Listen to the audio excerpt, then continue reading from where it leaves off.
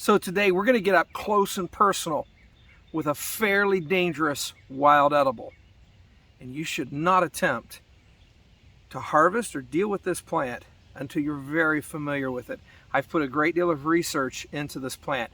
Now this plant is dangerous because its clear sap, when it gets onto your skin, can cause phytophotodermatitis. And basically that just means that it's going to make your skin ultra sensitive to the sun. So where this typically happens is somebody goes out there doing a little bit of weed whacking and they get into some of this wild parsnip and they sling some of that on their skin and they don't even know it. They stay out in the sun. They can end up with scarring, severe blistering that can last weeks or months. So this is not a plant that you want to deal with carelessly. However, you're probably familiar with the parsnip and its value culinarily, and it is a delicious and historically well used wild edible, and it is a good idea to be familiar with it. So we're going to take a closer look. For this, I'm wearing sleeves, I have long pants on and shoes on my feet. I'm going to put on gloves. I am going to take all of this off as soon as I have dug this and removed the root, and I'm going to launder it and wash it and put it in plastic. I'm not going to handle it again. That's how seriously I take the chemical that's in this. So let's take a closer look at this wild parsnip.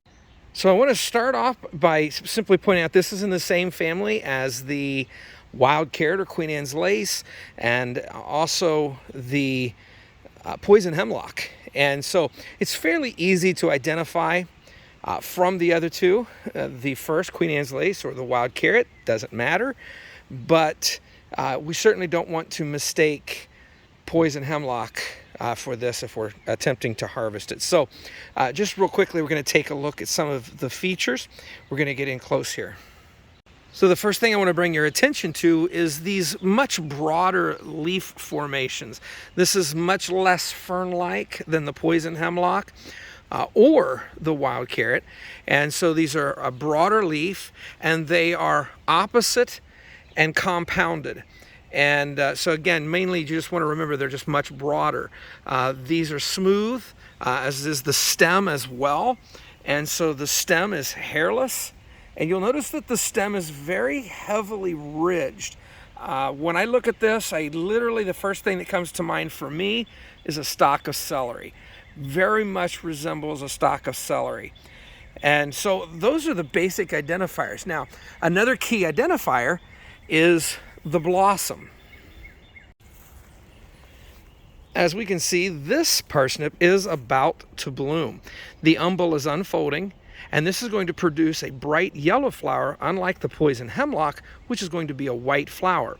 Now, unfortunately, when it comes to identifying the edible wild parsnip, we want it before it flowers because the root is going to be just that much sweeter. So it is important to know, if you know the location, you do want to pay attention to these, the flowers or the umbels season after season. So when you're digging these roots, take your spade around the root or the plant, all the way around it, go as deep as you can, and just pop that right out of the ground. So the one last point that I want to draw your attention to is the color of the stem. If you've identified poison hemlock, and you should, it's one of the few toxic plants you probably should be able to identify. It will have red spotches, or the entire stem, when it's this mature, will be almost completely reddish in color. The wild parsnip remains green throughout. There is no red spotting, and there's no red coloration to the stem.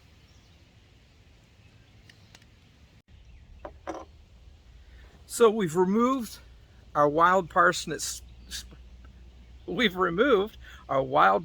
specimen. And so the first thing we're going to do is we're going to get rid of that stem. Everything from the top of the root, all of the surface material, produces that toxic and very dangerous photochemical. So we're just going to take a sharp knife and we're going to score that, and we're going to actually cut this just below, about 1/4 of an inch below the stem, so that all we end up with is that parsnip root. So again, I just want to highlight, we've cleaned up these wild parsnips, and because of the juices in them and their ability to burn you, we use gloves, we had all of our skin covered. I actually intentionally did this video at a state park because while I don't tend to be sensitive, I don't even respond to poison ivy. I was concerned about getting this on my clothing and then going into the house and my family handling the laundry. I take this sap very seriously. So now we're down to the root, and I'm going to clean these up. I'm going to include this in my dinner this evening, and I'm going to clean these exactly the way I would handle carrots. I'm just going to take my blade, and I'm not really cutting it, I'm just scaling back the surface of the skin, just like I would with a carrot. And I gotta tell you, this actually smells a lot like carrot. So we're just gonna clean these up, and then we're gonna get them into a pan with a little oil, and I'm gonna fry and saute them.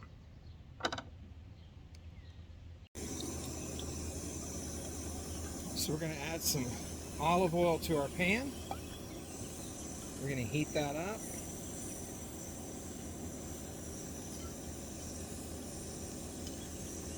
Whole lot. We're going to add our parsnips. That's exactly what we're looking for.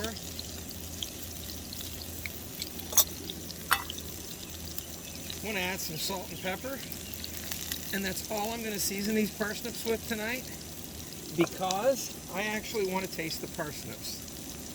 So a little salt, a little pepper.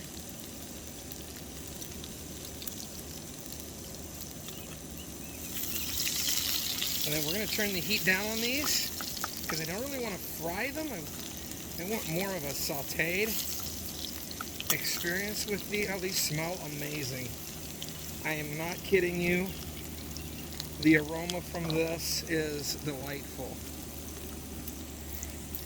So we're going to turn this down.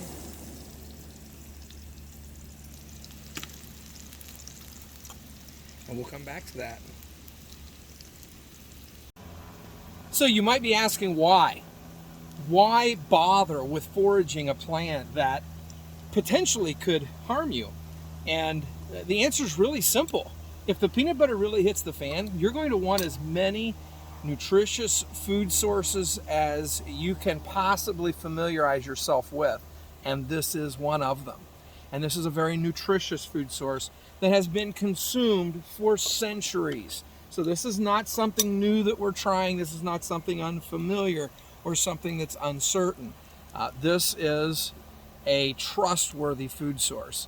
And so we're giving it a try. We want to familiarize ourselves with it. And those are browning just slightly, so we're going to set that off of the heat.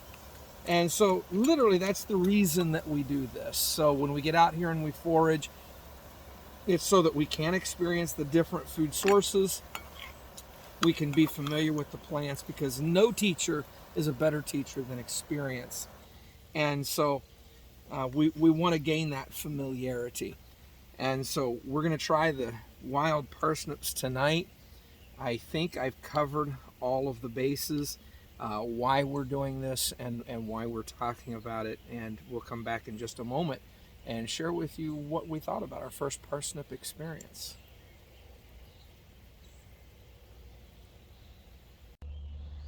I don't mind telling you, even after handling the taproots, I'm going to wash my hands thoroughly with soap and water.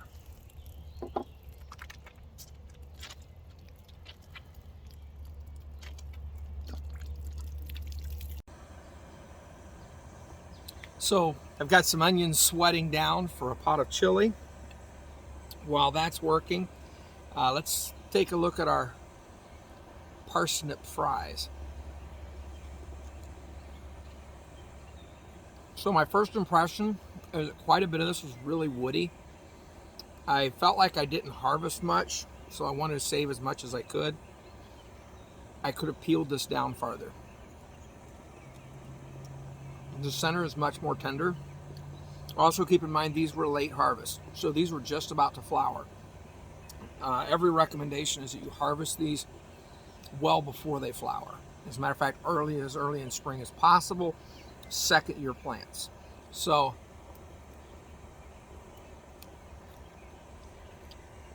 the flavor is extraordinary. They're nutty, a hint of carrot, but more nutty, more of a nut. Imagine a nutty carrot. And nothing distasteful about it at all. And I think if I'd cooked this slower, and just let it slow cook in a stew or a soup, diced it small, I think it would feel more palatable.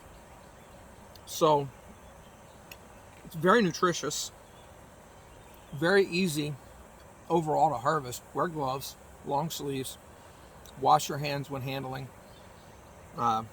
and cook it down, and it tastes wonderful. So it's a very nutritious food. There's a lot of it, so when you do find it, there's going to be a lot of it. It's a very invasive plant. So that's wild parsnip.